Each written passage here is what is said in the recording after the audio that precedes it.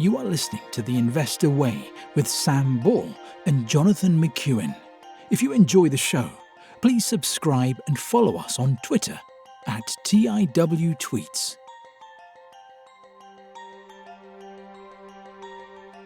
Hello and welcome to The Investor Way with myself, John McEwen, and my co-host Sam Ball. This week on The Investor Way, we have Kingfisher, Next, Applied Nutrition, Carnival, Gamma Communications, and our US-listed company of the week is Alibaba. Sam, kick us off with Kingfisher. So I don't think we've covered them for a while. I think it was probably the last 12-month results actually. But Kingfisher, they've come out with their 12-month results, and for anyone not familiar with Kingfisher, they own B&Q. They also own Screwfix, and they've got quite a few other brands as well, which we will dive into a bit more later. So in terms of the results, total sales were up 1.3%. Operating profit was up 15.2%. Pre-tax profit was up 23%. Basic earnings per share was up 39.5%.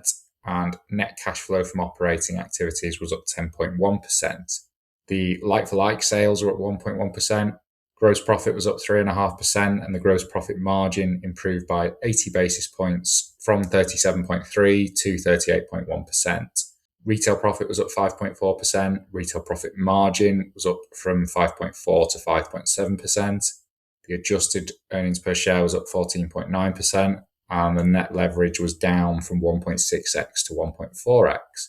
They've highlighted market share gains at B&Q, Screwfix, Brico Dépôt France, Castamora France and Spain, and Poland's now trading in line with the market.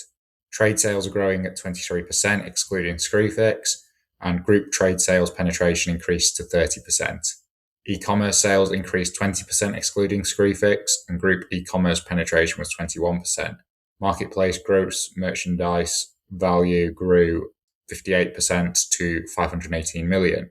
Free cash flow of 512 million was underpinned by 5 days of inventory improvements, and they completed a £300 million share buyback and have announced a full-year dividend of 12.4p a share. For context, that is on a market cap of just over 5 billion, and the share price is just under £3 a share.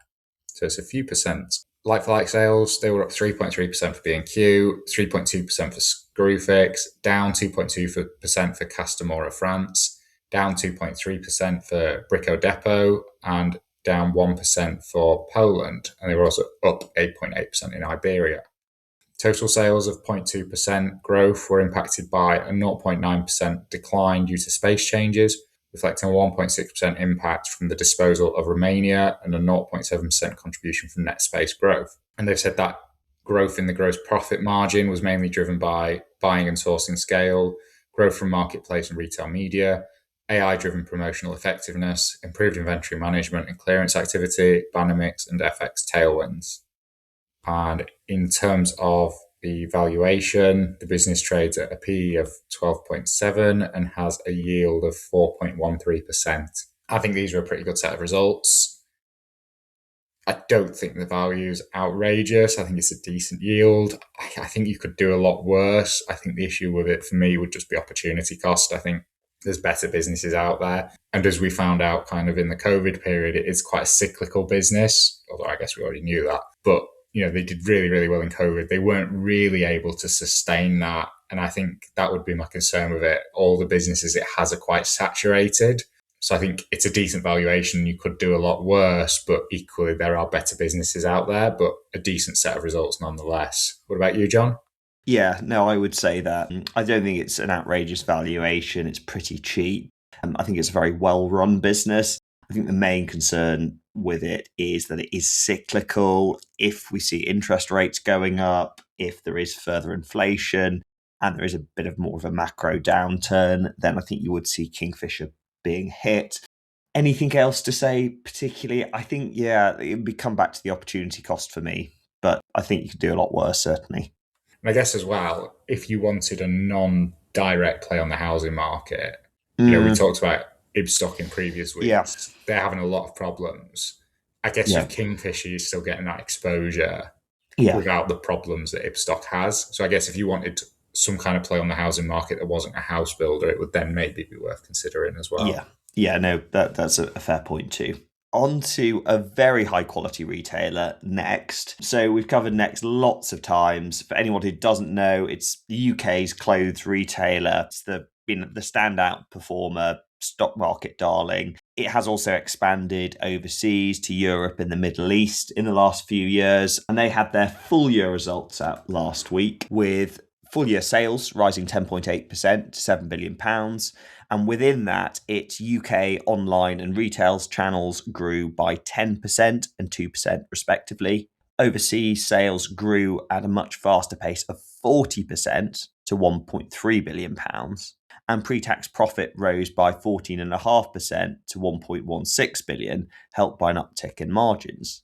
Free cash flow rose by around 100 million to 1.1 billion, and net debt, including leases, was broadly flat at £1.7 billion.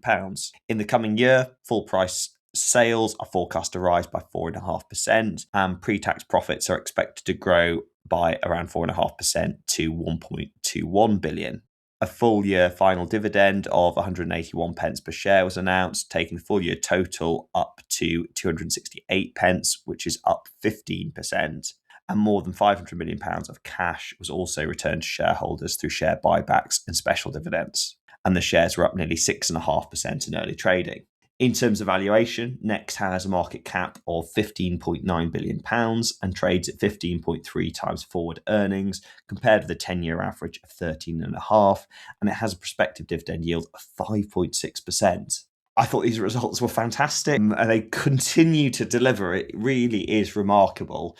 And it's also really encouraging to see growth in Europe and rapid growth in the Middle East as well. They only make up 6% of total sales.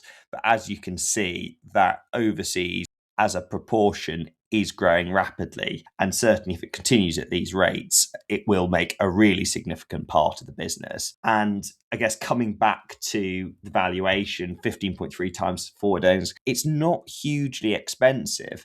I think when we looked at it over the last 5 years, and it is quite sad going back, because you felt at some point things just had to sort of slow down. Was there a bit of saturation in Next? And I guess to a degree, there is a small amount of that in the UK, although they still are having very decent growth. But it was that overseas, could they do it? Could they crack it? And they haven't gone down the sort of massive US expansion, but Europe and the Middle East is where they've sort of started out. And so far, it is going great guns. So I'm kind of anchored to where we were a few years ago with the Next share price, remembering it being about £50 rather than 135. But what a business. Sam, are you tempted to own it? No, fantastic business, really fantastic results. We say it every time. I do feel like I've missed the boat on it. I think the time to invest, I think we had lots of opportunities to get in at a really good price. And now it's a bit more expensive. I know that dividend yield's good, but that must include special dividends because it is normally lower. If they carry on growing like they are, they can probably sustain the special dividends, that being said. But I think at the point where it would have been more attractive, or not more attractive, but at the point where we maybe should have recognised the opportunity, I just didn't see Next as a business that would have such success internationally. And I think the way they've done it has been incredibly smart in that, they've not, it's a very poor comparison, but they've not done like a boohoo and gone and tried to crack the US. They've looked at what regions actually complement the existing business. Can we easily service with like the UK infrastructure we've built up? And that's how they've gone and done it. And you don't actually see that many UK listed businesses go down that route. They do tend to just try and crack America, I think. So yeah, really, really smart operator, which isn't a surprise for anyone that's followed it for a few years. But I just think because there's that hesitation that it was never a business that necessarily saw doing really well internationally, now that they've kind of gone for that low-hanging fruit of maybe like Europe and the Middle East, now they might have a long way to go, and they probably do. But then it's like, well, what's next? And they probably will think of something, and it might just be that the investment case is it's just such a well-run business that whatever the problems are, they'll figure it out and they'll find a way to keep growing. But there's nothing screamingly obvious to me after this, and given how saturated it is in the UK, I just think if someone wants to invest in it and make an argument, absolutely, probably the best UK retailer. But I just feel like we had plenty of opportunities. So I don't think it'd be that sensible rushing in now. No, fair enough. What about Applied Nutrition? So this is a debut on the show. It's actually it's quite a new business to the FTSE. So it joined the FTSE 250 in November 24. So it's only been listed for sort of a year and a half. So Applied Nutrition, they are a leading sports nutrition, health and wellness brand, which formulates and creates nutrition products targeted at a wide range of consumers and sold in over 85 countries worldwide. When you look at the ranges, I can't say there's anything that I'm that familiar with. So they've got the Applied Nutrition brand, ABE, which stands for All Black Everything, Body Fuel Endurance. They've got pictures of the products, but to be honest, they just kind of look like, generic sort of fitness products and creatine and stuff like that. I wouldn't say the products are that different as to say, some of the products you can get on like Sea Lion's website, which I have looked at when we've covered Supreme. That's not to say they're not very good, but I think it's a really, really tough market to stand out in, which probably tells you the direction that this is heading in. They've come out with their half-year results for the 6 months ended 31 Jan 26. Revenue was up 56.5% to 74.5 million. Gross profit was up 56.1% to 34.8 million. So that gives them just under a 50% gross profit margin. Adjusted EBITDA was up 55.8% to 21.5 million. Free cash flow was down 11.2% to 7.9 million. Free cash conversion was down from 84 to 51.3%. Operating profit, that was up 80% to 20.7 million. Basic and diluted earnings per share was up 77.1% to 6.2 million. In the operational highlights, they said they've deepened relationships with existing customers through increased shelf space and distribution, particularly across UK high street retailers and discounters. Just one sec, I'll have a look at the balance sheet and see if there's been any debt. But I think they did the IPO from the comments that they've given in this, the IPO to try and improve firstly their exposure and the awareness. But I think a lot of that money from the IPO has actually gone back into the business. Yeah, so the assets have been shooting up. Liabilities have shot up, although still not huge. Accounts payable's gone up, but if the business is growing, you'd probably expect that. Yeah, I mean, non-current liabilities, there's no debt on the balance sheet. So yeah, that IPO money must have just gone back into the business because the rest of it's just current liabilities. There's nothing really concerning there. It looks pretty normal given the growth of the business. So I can't see anything suggesting they've taken on any debt to fuel the growth. So I think it is just the IPO money that's kind of been reinvested. So he said new customer wins and channel expansion, including the first out-licensing agreement secured with Morrison's, further extending the Applied Nutrition brand into mainstream grocery with a new range of high-protein food products. Continued extension of global footprint with further expansion in key regions across Europe, Latin America and Asia. New products and formats launched in the period, including the 40-plus range, Slush Puppy, ABE collaboration and expanded creatine offerings. Construction commenced on the group's global distribution facility and head office and phase 3 of the factory extension, which will increase revenue capability to 300 million. And for context with that revenue, obviously it's going up pretty fast, but revenue for the last full financial year was 107 million. And then for the next 6 months has been 74 million, which is a 56% increase. So if you assume a 56% increase for that 107 million, you're probably at something like 160 million. So basically that the new facility will give them the ability to essentially double their revenue, or they think it will anyway. As announced in the trading update in February, they anticipate full year revenue of approximately 140 million. So scrap that. As previously discussed, due to a better than expected peak trading period and accelerated demand for a number of product launches, this is expected to result in a more first half weighted revenue profile than in prior years. So what that's saying, I think, is that 56.5% increase, they think it's been weighted to this half. So I think that suggests the growth is going to drop off a bit.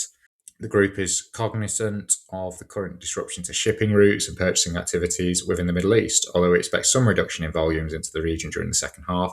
At this stage, there's no change to guidance for full year revenue of 140 million. And they've also said notable highlights of the period included signing our first out-licensing deal with Morrison's, which was first to market in terms of the GLP-1 friendly range, and also releasing more NPD than ever before in a 6-month period.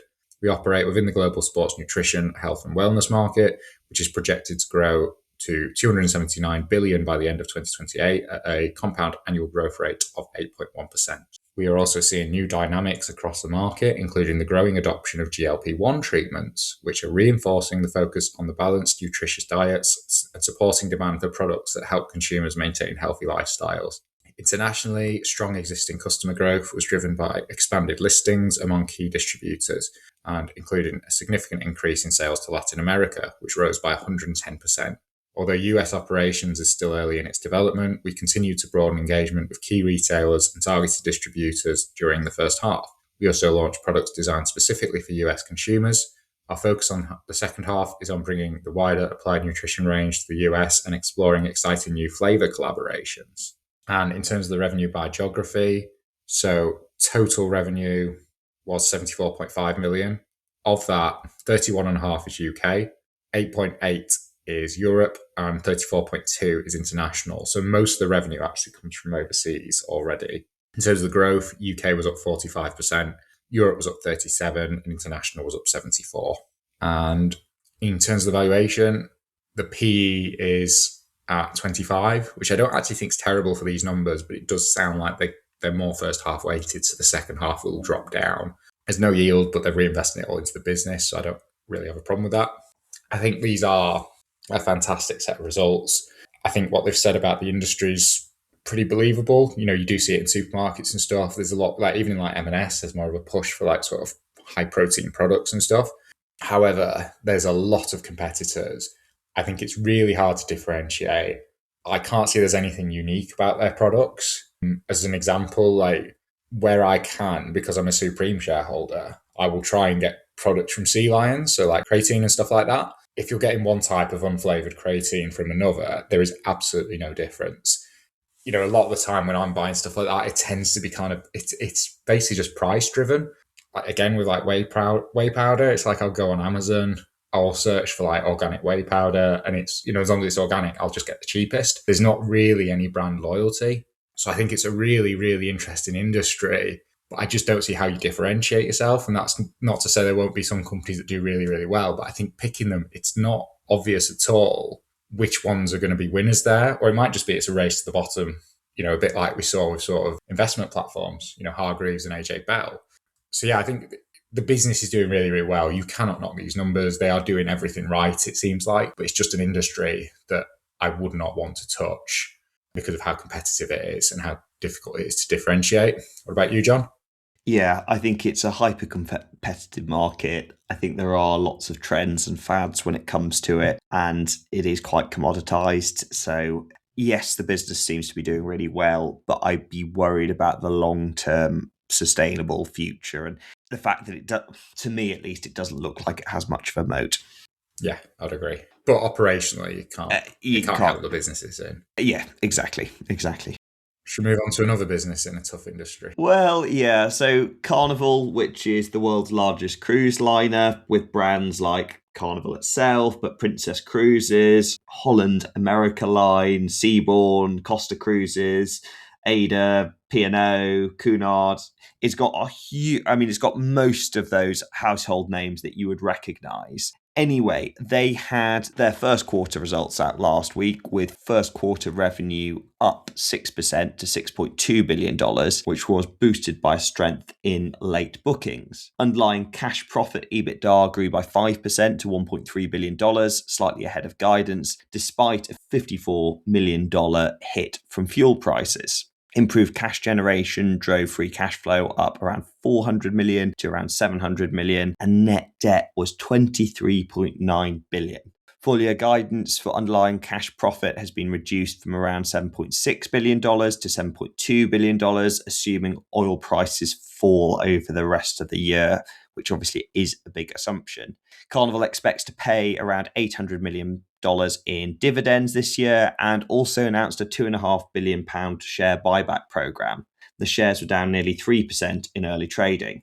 In terms of valuation, Carnival has a market cap of £28.5 billion and trades at 1.1 times forward price to sales, compared with a 10-year average of 1.26, and it has a prospective dividend yield of 2.4%. I think in terms of the headline numbers, they look pretty decent. There are huge issues overall, and these are the main reasons why I would think the business is uninvestable. One is obviously the industry is incredibly tough. It requires a huge amount of capital expenditure.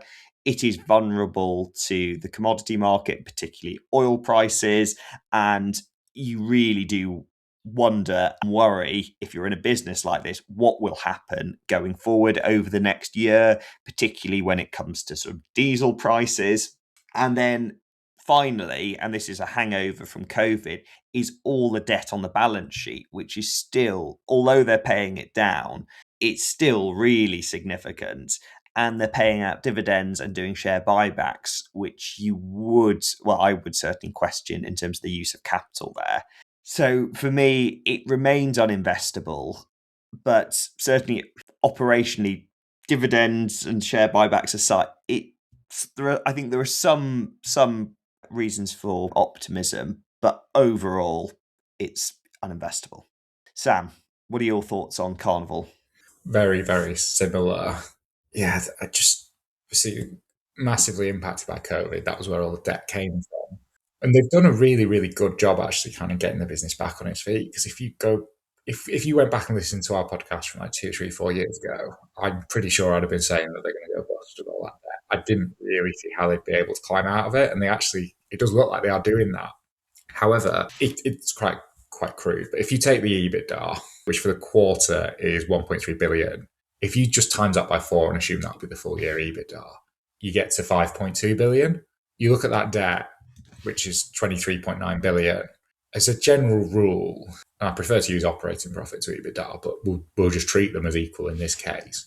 But as a general rule, once a business starts approaching 4 times operating profit or EBITDA in terms of the debt levels, that starts to make me a bit nervous. Carnival's getting on for 5.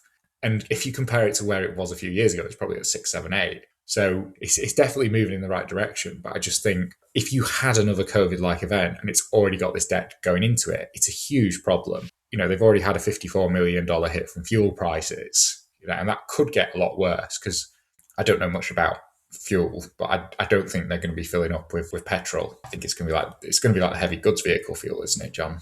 I would assume so, yeah. I think it's diesel-based. That's been hit a lot more. So you just think, well, why are you doing dividends and buybacks? Just, even if you don't want to pay down debt because you've got it at a good interest rate, just start stockpiling the cash for a rainy. I just really question the decision. And I think it's because traditionally pre-COVID, there wasn't a huge amount of capital growth, and they know that people are investing in it as an income stock. So I think they want to get that yield up so that it's more attractive to investors. But I don't think it's in the best interest of the business, and they might get away with it.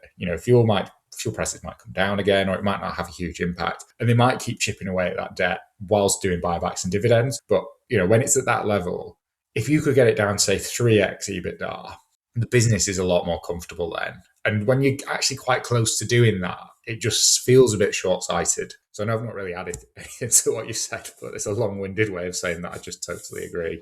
Look, fair enough. How are Gamma Communications doing? Mixed. So Gamma Communications, we have covered them lots of times before. It's a business I used to own before I realised I didn't really understand it that well in terms of the products. But what they do is they do a lot of business-to-business communications technology. So somewhere I used to work, the phone system, when you weren't using it, it would say across the screen SIP trunk, I think, or something like that. And basically that was like a Gamma product. And as you can tell from that description, I never really fully got my head around how it worked, which always made me a bit nervous. They have come out with their full year results for the year ended 31 December 25. Revenue was up 11%. Gross profit was up 16%, and the gross margin went up from 52 to 54%. Adjusted EBITDA was up 13%. Earnings per share, however, were down 4%, and adjusted earnings per share was up 11%. Total cash return to shareholders increased by 43%, and adjusted cash generated by operations increased by 9%. They've highlighted that the group results were underpinned by strong performance from the recent German acquisitions and delivering despite the challenging UK macroeconomic backdrop. So for context as well, for anyone who's not listened before, one of the things they were doing as well was they'd done very, very well in that business-to-business communications UK market. They were, out of the retained earnings, they were buying sort of subsidiaries and smaller businesses. They did that for a while in the UK, and I think they're now pretty saturated. So they started going overseas to Europe, where they've been acquiring more businesses. I think it's been sort of 3 or 4 years now since they started acquiring European businesses as well. Recurring revenue remains high at 89%, which is the same as last year. Return on capital employed was up from 27.4 to 27.8%. Gamma Germany increased gross profit by 197% to 78.4 million, and that's up from 26.4 million a year ago, led by our acquisitions of Placetel in September 24 and Starface in February 25. Under our first year of ownership, they delivered double-digit revenue growth in the 2025 year and improved group gross margin by 2% to 54%. So that's where the gross margin improvements come from, is Germany becoming more profitable. Gamma Business gross profit declined by 2% from 194 to 190 million, and UK SME delivered a resilient performance. Cloud volumes increased despite the challenging UK business environment. Gamma Enterprise gross profit was up from 60.2 to 60.3 million, so basically flat, with competitive Ethernet pricing pressure offsetting the positive impact of our Bright Cloud acquisition in July 24. We entered the current year with momentum following several notable wins for implementation during 2026, including the RAC, Bosch, Zigut PLC, and SafeStore, and a substantial extension with Morrison's. These wins reflect our competitive proposition, effective go-to-market strategy, and high levels of service. In January 2026, we announced the intention to launch further share buybacks for the next 2 years. When combined with the board's intention to pay a dividend fixed for those 2 years at 2025 levels, this would represent an aggregate return of up to 125 million to shareholders in the next 2 years. And for context, that is on a market cap of 750 million. It's about an 8% return a year, so it could do a lot worse. And they've said the integration of Starface is progressing well. 2025 restructuring is completed, so that's saved about 7 million of ongoing UK operating costs, with an associated restructuring cost of 3.3 million treated as an exceptional item. Successful launch of Cisco's WebEx for Gamma in the UK SME market, supported by our Cisco top-tier preferred partner status. WebEx for Gamma seats have grown to approximately 20k from a standing start in the UK. They moved to the main market in May 25, so they moved from the AIM to the FTSE 250, where they've been since June 25. In terms of the valuation, they're trading at a PE of 12 and now have a dividend yield of 2.6%. But because of the buybacks, as we said, the next 2 years, you're actually probably going to get a yield of about 8% a year. The share price hasn't done that well. So in the last year, it's actually down 30%. And in the last 5 years, it's down over 50%. I mean, it actually peaked at over £20 a share and it's now at £8.30. Despite the business actually doing quite well. So I think in terms of the growth, the revenue growth, I think has been kind of as we've gotten used to. But I think what you're starting to see now, which maybe the market was a bit more forward looking with, is they're starting to get pressure on I think just in the pricing. I think it's just a competitive market. And I think they're a really good operator. They're really good at acquiring businesses. But I think they're struggling due to pricing pressure. And again, I think they're doing really well in the market they're in. And they can probably keep acquiring these European businesses for a while, but how much of it is just offsetting kind of declines in margins elsewhere? That would be my concern with it. Also, the fact I don't understand the products, which does make me uncomfortable. That being said, I think you'd struggle to find a better business at 12 times earnings. I think those capital returns are really high, and if they can maintain that for a few years, I think you could do really, really well. So I can understand why someone might be interested in it, but I think for me, I'd probably just stay clear. What about you, John? Yeah, I think it looks well run. I think it's in a growth industry. I appreciate what you say about it being, the competitive nature of that and the associated price pressures. They do seem to be making smart acquisitions. I think what it would boil down to for me is the depth of understanding in those sort of the tech areas it's dealing with. However, at the current valuation, I think it is quite tempting. I think possibly it would have been more tempting if it had stayed on the AIM with, at this valuation. But anyway, I think it's one to keep an eye on. Well, now that it's on the 250, I suppose the benefit is we do mainly choose stocks for the show based on FTSE 350 reporters. So it's more likely to get covered more regularly now. So we can keep an eye on it better at least. Should we move on to a business that I don't think we've covered for a couple of years? Oh yeah, no, it has been a while. So I'll give a little bit of a background to it. So Alibaba It's a big company. If you're a UK investor, you may not have heard of it. I think it got more coverage probably before the relations between the US and China got frosty again. But it's essentially a Chinese e-commerce platform, almost like a sort of a Chinese Amazon. It also has a huge cloud business, which is similar to Amazon Web Services. Probably the main difference between the two, apart from sort of sheer size and the sort of geographical areas that they operate in, is Alibaba generally doesn't have the retail aspect like Amazon, where they do all of the, well, not all of it, but a lot of the sort of supply themselves. But that's a little bit of the background to it. But it is a big company. It's listed in the US, but it operates in China. They had their third quarter results out last week, with third quarter revenue increasing by 2% to $40.7 billion on an underlying basis, falling just shy of analysts' expectations.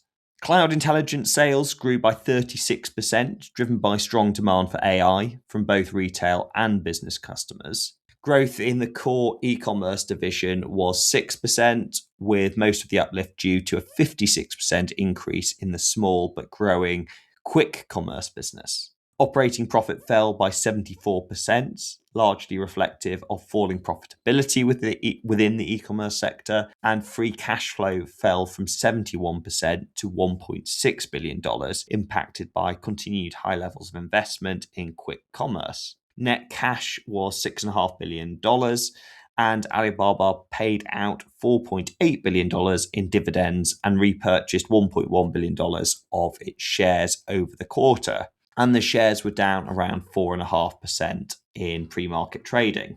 In terms of valuation, Alibaba has a market cap of just under $300 billion and trades at 15.6 times forward earnings, compared with a 10-year average of 19, and it has a prospective dividend yield of 0.2%. It's been a long time since we've covered Alibaba, and I thought these results were mixed, to say the least. The traditional e-commerce division certainly having more modest growth. It's interesting with this quick commerce and the significant investments that are going on there, and also with the cloud intelligence and the AI division, which are, I guess, similarly to some of the big US companies or US tech companies, are plowing huge amounts of capital into that. And I guess a lot of that is going to depend very much how the AI story plays out and who the winners and the losers are. I think one thing on that point, though, would be that Alibaba, being in China, is going to have some advantages in terms of having cheap energy. And similarly to the US with cheap energy and the tech sector, you wonder whether it is well placed, better placed than other competitors in that sector. But that's a big question mark. Other things, I suppose, headwinds would be that, similarly to when we covered Burberry, if the Chinese economy isn't going great guns, then you see that very much in sort of sluggish results from retailers or big e-commerce platforms like Alibaba. So for me, I probably wouldn't be buying shares in it. I'd want to see how things play out over the next couple of years. I think if you saw significant change in the Chinese economy and more robust growth coming down, and that essentially reflected with Alibaba being one of the winners, I'd probably take more of a look at that stage. I guess when you compare it with its equivalent US peers, it is significantly cheaper. And I think that, to a large degree, reflects these uncertainties and also the geopolitical risk, and depending on what relations are like between US and China. I think going back 5 or 6 years, these stocks, Alibaba and Baidu, they certainly came at more of a premium. But I think that geopolitical risk is certainly reflected in these current prices. Sam, what are your thoughts on Alibaba? Since we last covered the business, I wouldn't say it's really kicked on. So I think, again, when you look at the share price, I mean, this is over years now, but if you look at it over, say, 5 years, it's down 45%. And it was a lot lower, actually. I think since the low, it's kind of, from about 75 a share. And this month doubled from the low. although it's pulled back a bit recently. But yeah, I think those results aren't amazing. I know there's dropping profitability because they're choosing to reinvest into the business, but the spending on AI just makes me nervous. There's no guaranteed return from that. That being said, they probably have to do it. Then when you look at sort of the size of the American businesses that are investing in AI, in terms of market cap and profitability, Alibaba wasn't a million miles away from Amazon a few, 5, 10 years ago. And now Amazon's just kind of left it in the dust. Alibaba's got like a 300 billion market cap, whereas Amazon's in the trillions. And then you look at the profit it's generating and reinvesting into AI, it's really difficult for Alibaba to compete. I guess it's not as much of an issue because it will just be protected by the Chinese state to a degree. But then in terms of sort of outside of China, I can't see it being a huge threat in terms of AI.